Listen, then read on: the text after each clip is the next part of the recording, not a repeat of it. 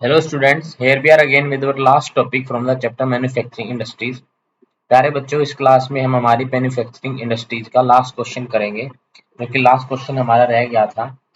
Last question के अलावा आप इसको लास्ट टॉपिक भी बोल सकते हैं, जहाँ से हमारे क्वेश्चन एक्सपेक्टेड है। तो आज हम अपनी क्लास का ही लास्ट टॉपिक करने वाले हैं, that is environmental pollution and environmental degradation with the respect to the industries. Industries से हमारा क्या क्या हमारा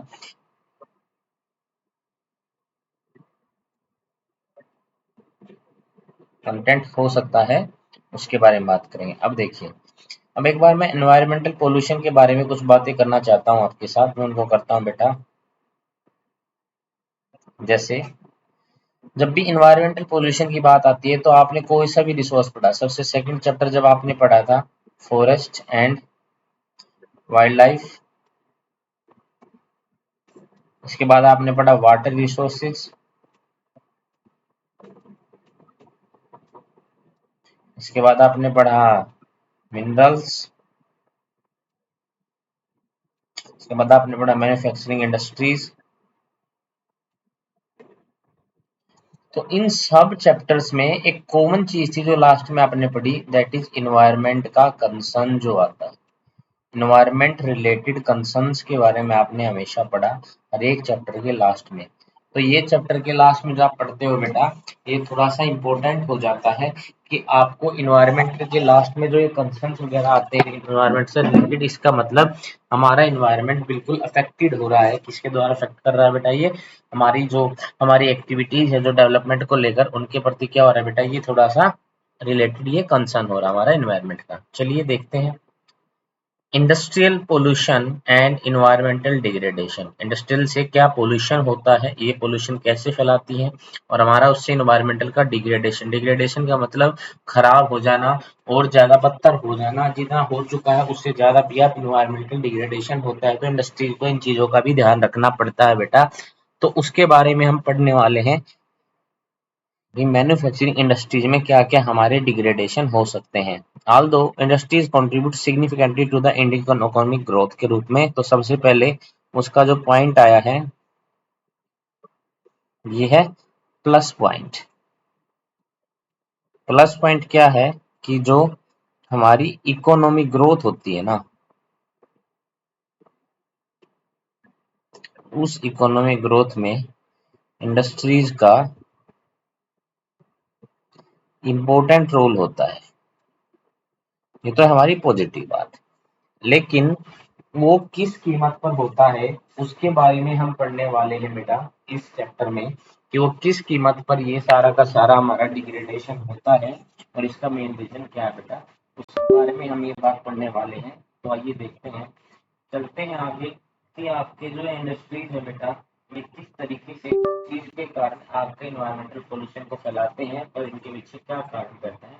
इन सब चीजों के बारे में अब पढ़ते हैं बेटा। देखिए,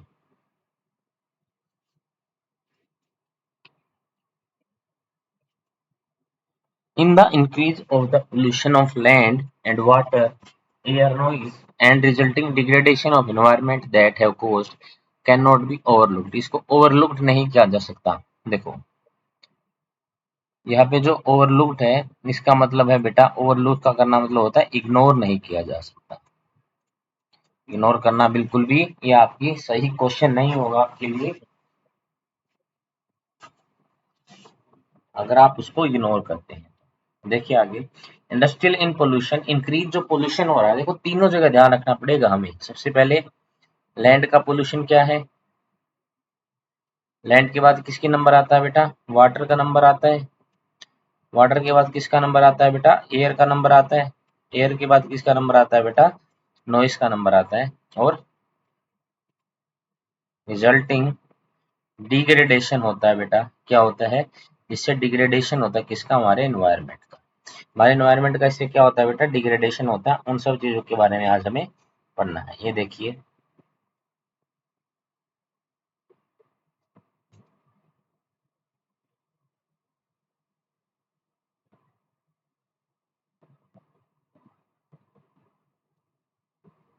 चलिए आगे चलते हैं। Industrial are responsible for the 4 type of pollution. कितने टाइप का पोल्यूशन होता है बेटा? 4 टाइप का आपके सामने पोल्यूशन होता है। जो पोल्यूशन आपका 4 टाइप का, वो कौन कौन सा पोल्यूशन है उसके बारे में देखते हैं बेटा। सबसे पहले देखिए एयर। हमारा एयर में जैसे कोई भी जो धुआं वगैरह निकलता है बेटा इंडस्ट्रीज वगैरह से, तो उससे सबसे पहला पोल्यूशन की कैटेगरी में कौन आता है बेटा? वो आता है एयर। दूसरे नंबर पर आता है वाटर। वाटर में जो भी एफ्लुएंट्स निकलते हैं इंडस्ट्रीज से, उन एफ्लुएंट को कहाँ भेजा जा सकता है और कहाँ पे भेजे जाते हैं इंडस्ट्रीज के? वो आपके बाहर स्ट्रीम्स वगैरह जो हैं या फिर कैनाल्स हैं या वहाँ के लोकल वहाँ पे भेजा जाता है, तो वो हमारा कौन सा होता है? वाटर पोल्यूशन होता है। उसके बाद आता है लैंड। लैंड पे से क्या होता है बेटा? आप लैंड में से माइनिंग वगैरह करते हो, मिनरल्स वगैरह को निकालने के लिए मिनरल बेस्ड इंडस्ट्रीज को क्या चाहिए? मिनरल्स चाहिए, और आप लैंड का पोल्यूशन करते हो। या उसके अलावा जब कहीं भी प्रोडक्शन आपके आसपास हो रहा है, फैक्ट्री के आसपास, आपकी लैंड क्या हो जाती है? डिग्रेड हो जाती है। तो दूसरे तीसरे नंबर पर क्या आता है? लैंड आता है। और फोर्थ नंबर पर क्या आता है बेटा?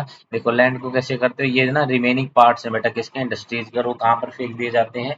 आपकी लैंड के ऊपर फेंक दिए जाते हैं, जिससे आपकी लैंड का डिग्रेडेशन होता है।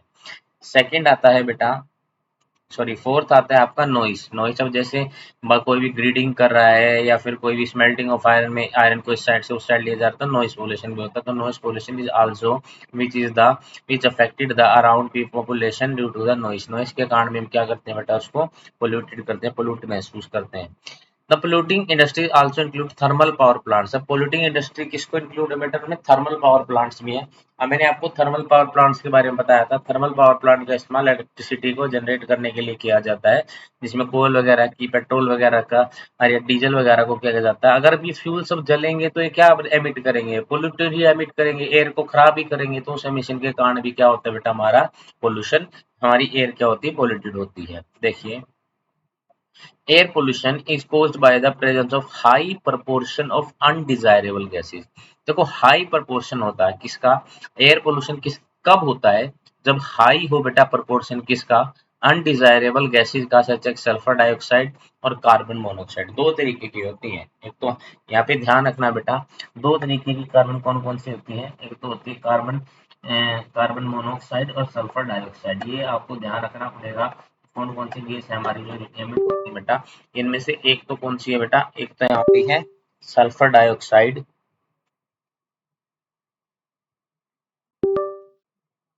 हमारी एक तो कौन सी आती है बेटा इसमें? सल्फर। एक तो आती है हमारी कौन सी? सल्फर डाइऑक्साइड आती है बेटा। और दूसरी कौन सी आती है हमारी? कार्बन मोनोऑक्साइड आती है बेटा। ये हमारी कौन सी आती है? नंबर 1 है, और एक क्या बेटा? नंबर 2 है बेटा। एक तो आपकी सल्फर डाइऑक्साइड और एक आपकी कार्बन मोनोऑक्साइड। ये गैसेज आपकी, और दोनों की दोनों क्या है? ये दोनों बिल्कुल भी एयर में नहीं होनी चाहिए। ये अनडिजायरेबल होती हैं, बिल्कुल भी इनकी कोई रिक्वायरमेंट नहीं एयर में। ये सिर्फ किसका काम करती है? ये सिर्फ to increase the pollution and also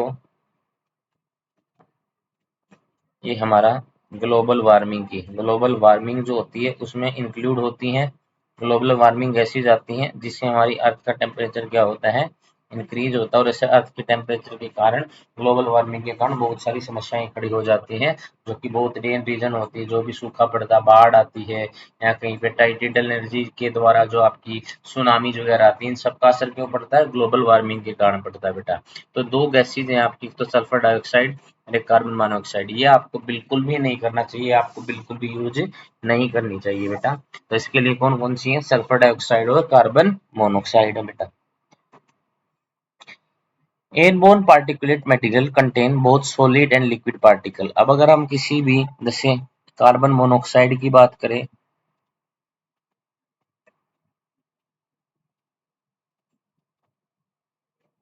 या फिर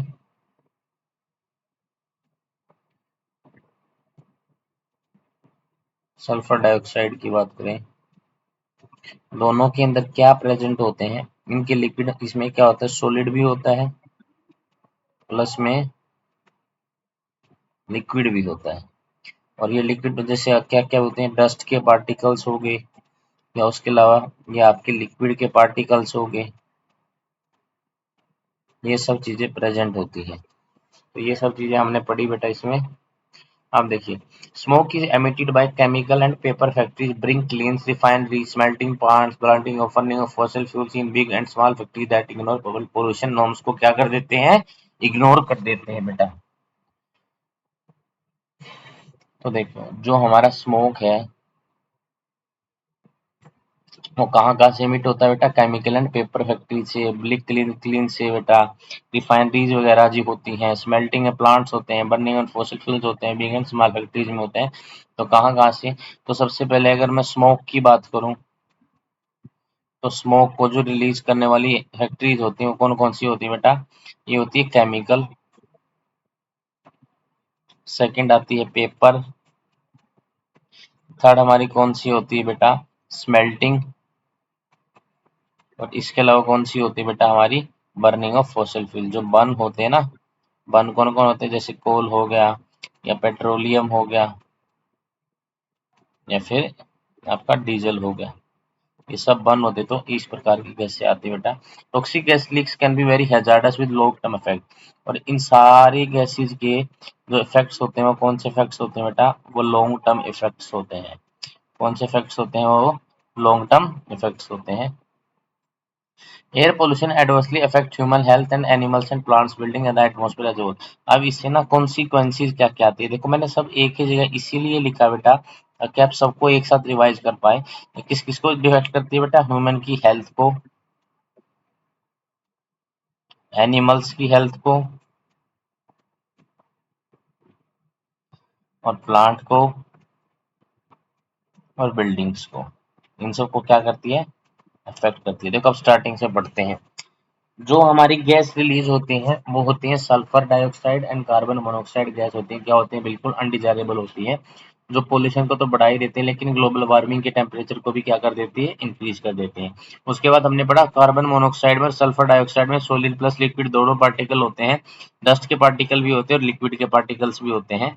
अब तीसरी बात स्मोक है, जो हमारे इन्वायरमेंट को डिग्रेड करता है, वो कहाँ से आता है, कौन सी इंडस्ट्रीज उसके लिए रिस्पॉन्सिबल है, that is chemical industries, paper industries, smelting industries, burning जैसे कोयल पेट्रोलियम और डीजल का फ्यूल का बर्निंग होती है तो उससे भी आता है। तो इससे हमारे लॉन्ग टर्म इफेक्ट्स होते हैं, जैसे कंसिक्वेंसेज क्या क्या होते हैं, ह्यूमन ऑन हेल्थ के ऊपर बेटा हार्म होता है बेटा, हार्म हमारे एनिमल्स के ऊपर भी होता है और उसके ऊपर होता है बेटा प्लांट्स के ऊपर भी होता है और बिल्डिंग्स के ऊपर भी होता है। तो इन सब के ऊपर भी क्या होता है बेटा, इसका इफेक्ट पड़ता है। तो ये था टोटल जो हमने अब तक पढ़ा है कि कौन कौन सी गैस एमिट होती है, गैस में कौन कौन से किस तरीके के पार्टिकल पाए जाते हैं, और इसके अलावा हमने देखा स्मोक है वो कहाँ कहाँ से प्रोड्यूस हो सकता है और किस किस चीज को अफेक्ट करता है। आगे देखिए, देखो मैं एक बार और एक्सप्लेन करता हूँ बेटा, उस चीज को बड़े ध्यान से पढ़ना। देखो वाटर पोल्यूशन से पहले हम एक बार एयर पोल्यूशन को रिवाइज कर लेते हैं। एयर पोल्यूशन, एयर पोल्यूशन जो होता है उसमें क्या होती हैं, दो गैसेज आती हैं, एक तो कार्बन मोनोऑक्साइड और एक आती है बेटा प्लस में सल्फर डाइऑक्साइड। कार्बन मोनोऑक्साइड और सल्फर डाइऑक्साइड में सॉलिड प्लस में लिक्विड, दोनों तरह के क्या पाए जाते हैं बेटा, पार्टिकल्स पाए जाते हैं। अब दोनों में पार्टिकल्स पाए जाते हैं तो इसके अलावा ये किसको global gas warming, global warming के लिए भी रिस्पॉन्सिबल है। रिस्पॉन्सिबल किस किस के लिए है, ग्लोबल वार्मिंग के लिए भी क्या है, रिस्पॉन्सिबल है। ये तो हो गया पहला। उसके अलावा जो हमारा स्मोक होता है, स्मोक कहाँ कहाँ से आता है, number A part chemical industries से,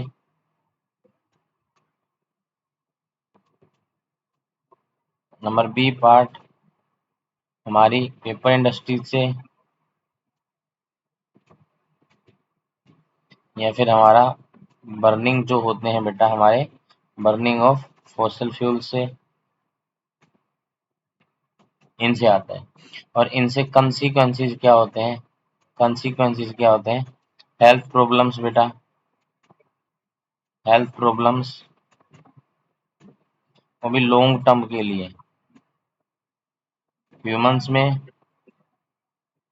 और एनिमल्स में। और इसके अलावा वहाँ की बिल्डिंग्स और वहाँ के इंफ्रास्ट्रक्चर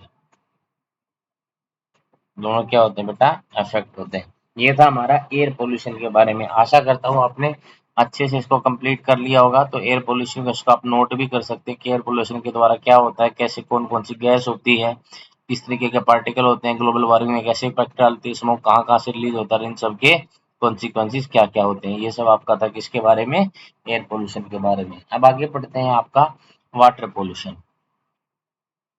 इसको मैं इनको साफ कर देता हूँ, उसके बाद आएगा आपका वाटर पोल्यूशन के बारे में पढ़ेंगे बेटा। देखिए वाटर पोल्यूशन क्या बोलता है, द मेन कल्प्रिट्स का मतलब होता है मेन मुजरिम, मेन मुजरिम है इसके इसके प्रति। मुजरिम का मतलब होता है कल्प्रिट, जिसने कोई भी मतलब जो रिस्पॉन्सिबल है उस चीज के लिए, उसको क्या बोलते हैं, कल्प्रिट्स बोलते हैं। उसको क्या बोलते हैं, मेन कल्प्रिट्स का मतलब क्या होता है, जैसे कल्प्रिट्स आ गया कहीं पे लिखा हुआ, तो कल्प्रिट्स का मतलब क्या होता है, रिस्पॉन्सिबल फॉर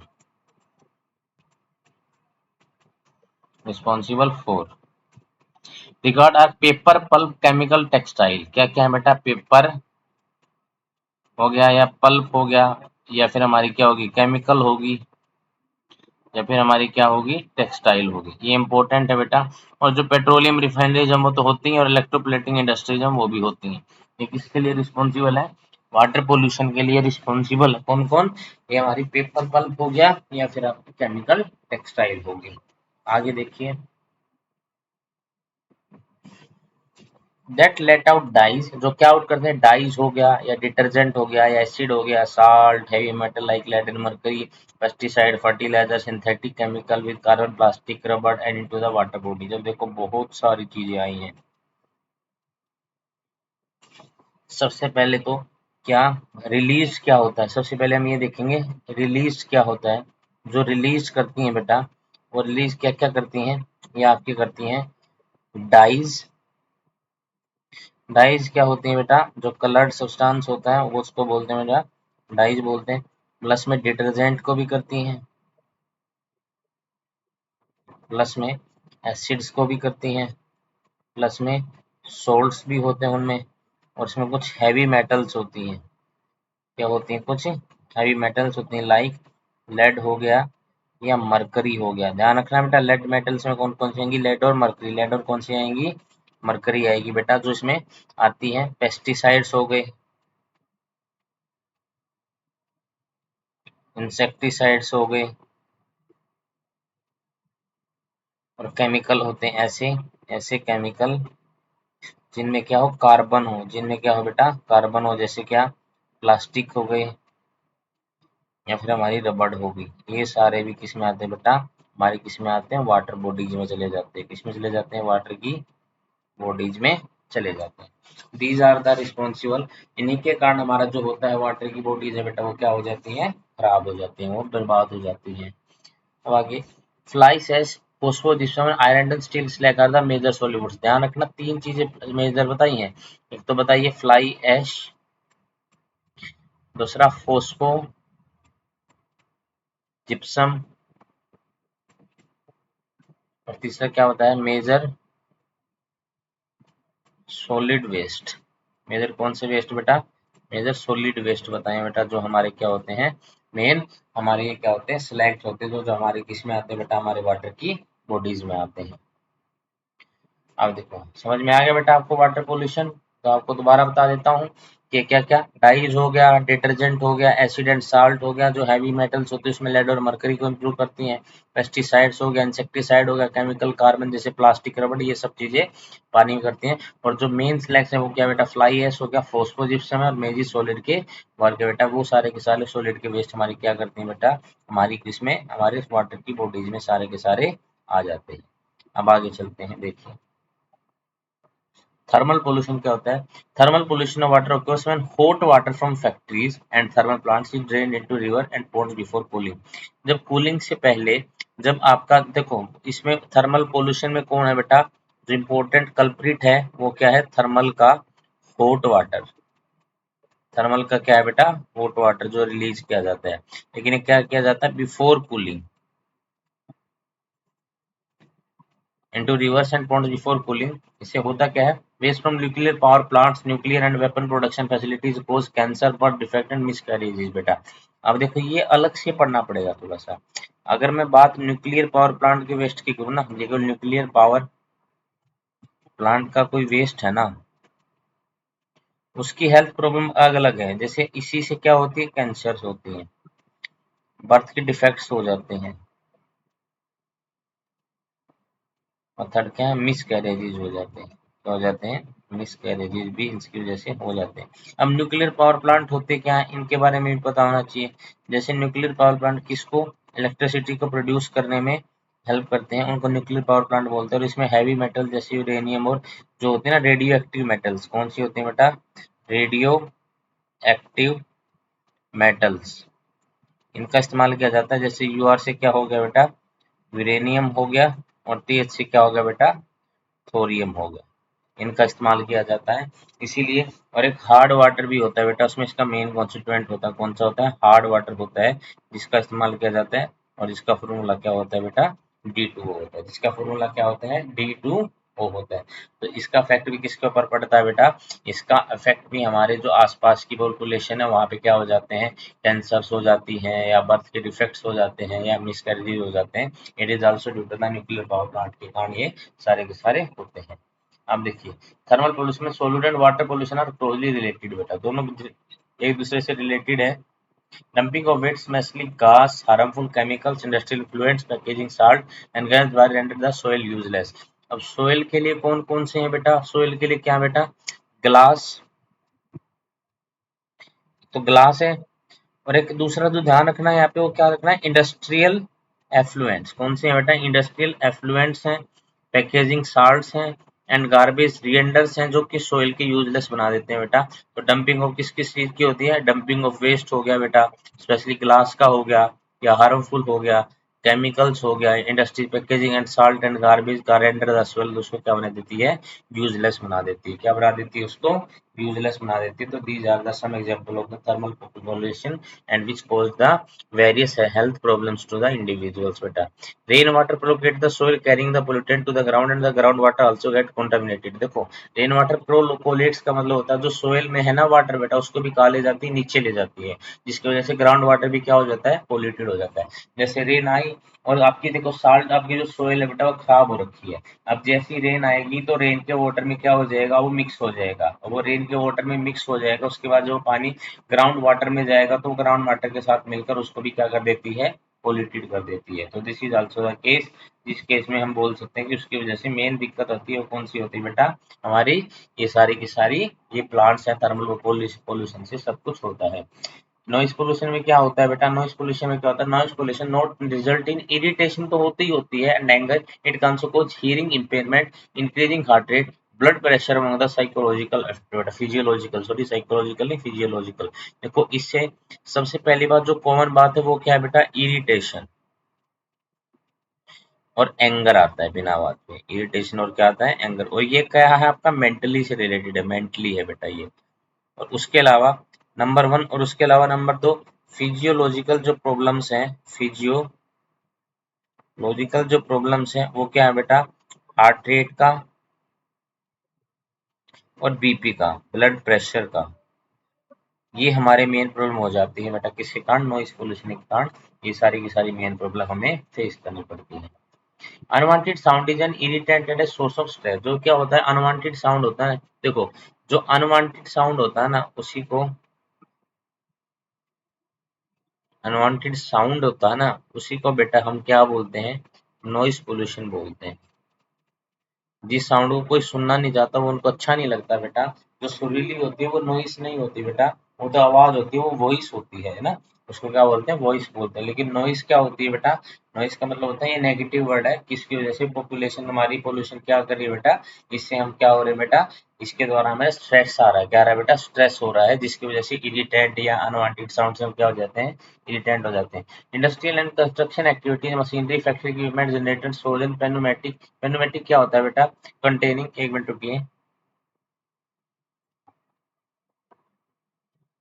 कंटेनिंग और ऑपरेटेड बाय एयर और गैस अंडर प्रेशर, किसके द्वारा बनाया जाता है बेटा, जो कंटेन किसके द्वारा, कंटेनिंग और ऑपरेटेड बाय एयर और gas under pressure.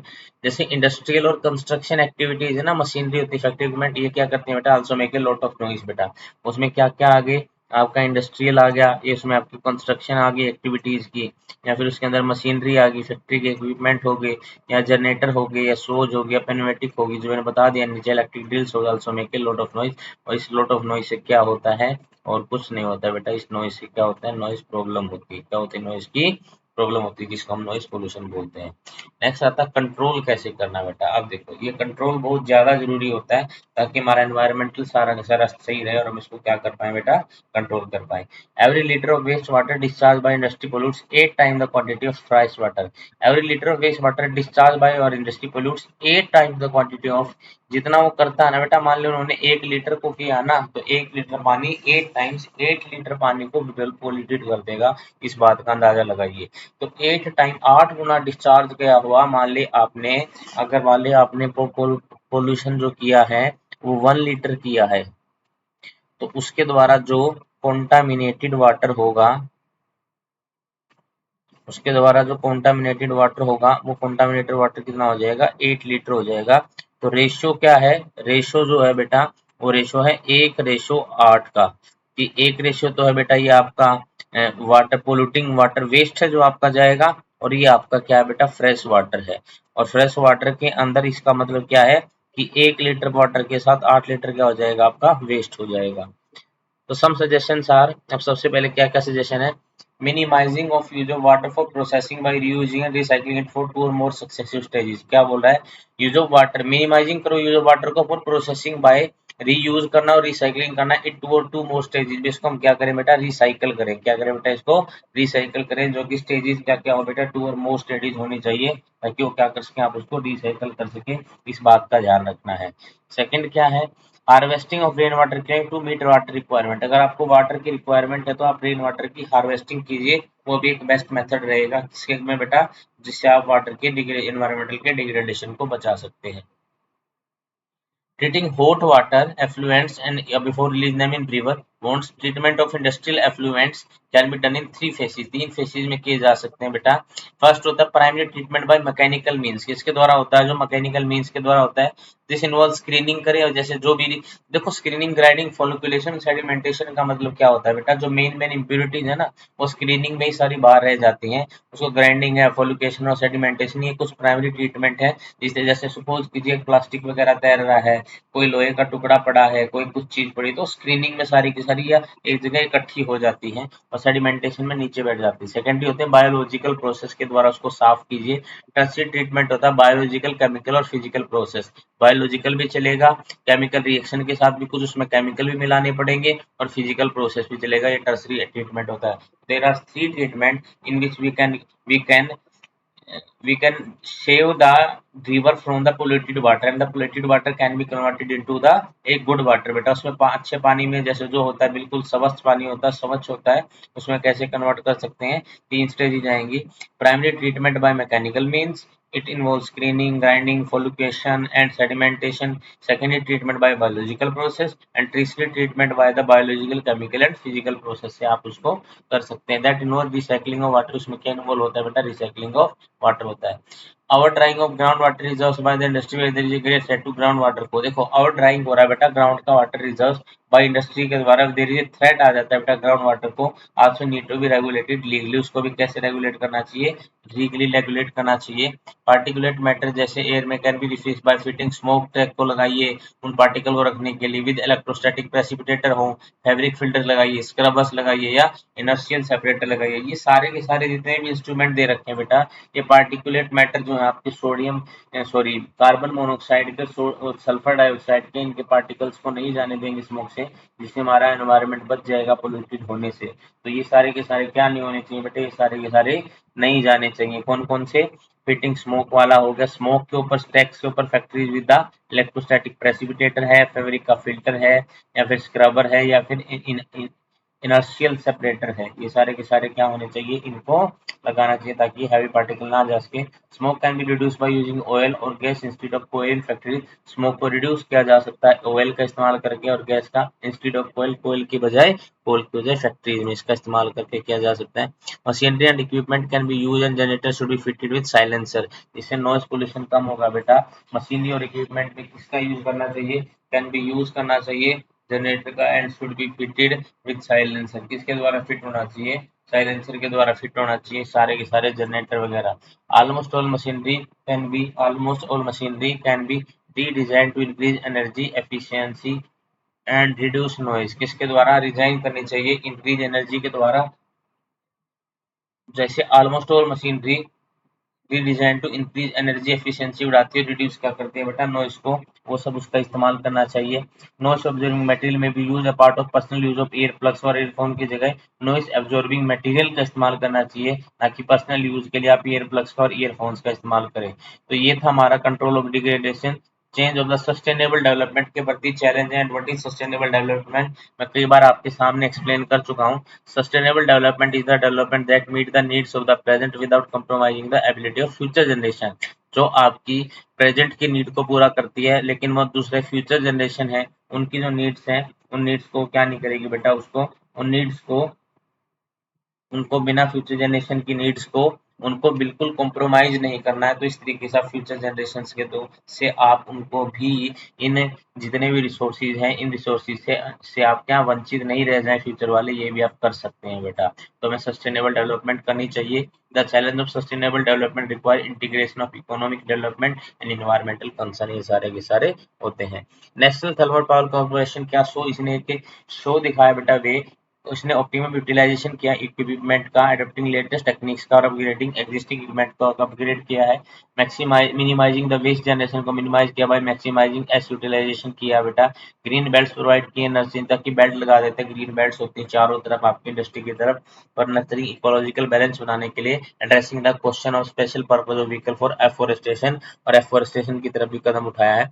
Reducing environmental pollution को रिड्यूस किया है, तो एस पोर्ट मैनेजमेंट करके, एस वाटर रिसाइकलिंग सिस्टम करके, और लिक्विड वेस्ट का मैनेजमेंट करके। तो ये हमारे कुछ थे। एन एस पोर्ट क्या होता है बेटा? Engineer structure for the disposal of bottom S, जिसमें डाल दी जाती है उसको क्या बोलते हैं? एसपोर्ट बोलते हैं। और इकोलॉजिकल मॉनिटरिंग की है, रिव्यू किया है ऑनलाइन डाटाबेस मैनेजमेंट को फॉर ऑल पावर स्टेशन के लिए। तो ये था बेटा आपका last topic, that is NTPC के द्वारा इन्वायरमेंटल डिग्रेडेशन क्या होता है और हम क्या क्या स्टेप उठा सकते हैं अपने इसको बचाने के लिए, अपने अर्थ को बचाने के लिए फ्रॉम दिस पोल्यूशन। तो इस चैप्टर में इतने बेटा। This is your last class from the manufacturing industry. इसके साथ हमारे चैप्टर खत्म होता है। आशा करता हूँ आपको सारी वीडियोस बहुत अच्छे से समझ में आई होंगी। तो उनको देखिए, अपनी तैयारी कीजिए और कमेंट कीजिए अगर कोई दिक्कत लगती है, कोई अगर परेशानी है, कोई मान ले कोई टॉपिक को आपको दोबारा रिपीट करवाना है तो। Thank you very much, have a nice day. अब मिलते हैं हम इनके एनसीईआरटी क्वेश्चंस में और प्रीवियस ईयर क्वेश्चंस में, हम इस चैप्टर के बारे में बात करेंगे। Thank you very much, have a nice day.